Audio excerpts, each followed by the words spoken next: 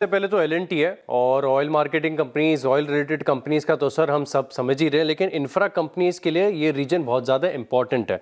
अब मैं सबका इम्पैक्ट आपको क्वांटिफाई करके बताता हूँ। सबसे पहले आप एल&टी को देखिए, ऑर्डर बुक का 37% हिस्सा जो है इनका ये वेस्ट एशिया से आया है और in fact 9 month FY26 ending quarter में आप देखें तो almost 33% order inflow West Asia से आया। तो आप समझिए एल&टी जितनी बड़ी ऑर्डर बुक का 33% वेस्ट एशिया से, और इसी का असर है कि आप देखिए ये स्टॉक तकरीबन 5% नीचे कारोबार कर रहा है।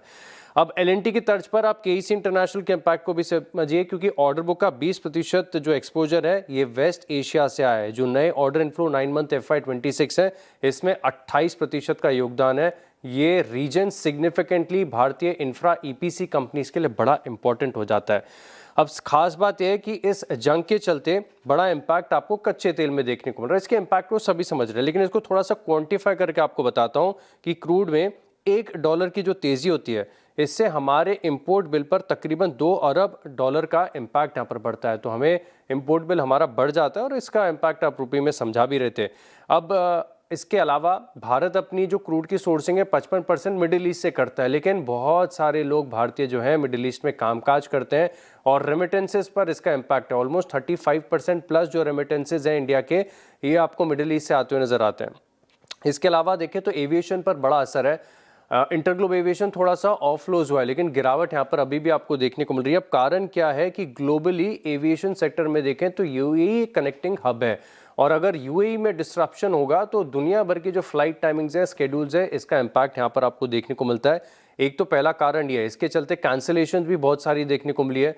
दूसरी बात है, आप ये समझिए कि कच्चे तेल में जब जब इम्पैक्ट आएगा सीधे तौर पर एविएशन फ्यूल की कीमतें बढ़ती हैं।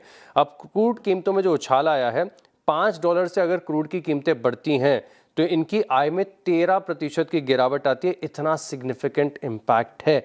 इसके अलावा अगर आप देखें तो जो स्ट्रेट ऑफ हॉर्मुज ये बंद हुआ है, और क्योंकि इजराइल में हाइफा पोर्ट का कारोबार संभालती है अदानी पोर्ट्स, तो सीधे तौर पर तालमेल है, इसका असर यहाँ पर देखने को मिलेगा। कच्चे तेल में सर्च से ओएनजीसी ऑयल इंडिया को फायदा होता है, लेकिन इसके विपरीत एक्शन को समझा जाए तो जो ऑयल मार्केटिंग कंपनीज हैं, इनसे मेरा मतलब है बीपीसीएल, आईओसी और एचपीसीएल, इनके ऊपर नेगेटिव इम्पैक्ट होता है। हर $1 की कीमतें जो बढ़ती हैं $70 के ऊपर, इससे इनके एबिटा में 7 से लेकर 9% की गिरावट यहाँ पर देखने को मिलती है। और जो ग्रॉस मार्जिन हैं इसमें करीब करीब 50-55 पैसे प्रति लीटर का इम्पैक्ट यहाँ पर देखने को मिलता है। एक और स्पेस और सेक्टर ऐसा है एग्री वाली। अब एग्री में ईरान में जो बासमती राइस है बहुत बड़ा मार्केट है। अभी तक ये जो ट्रेड होता है, क्योंकि ईरान पर सैंक्शंस लगे हुए हैं, तो ये वाया यूएई जाता है।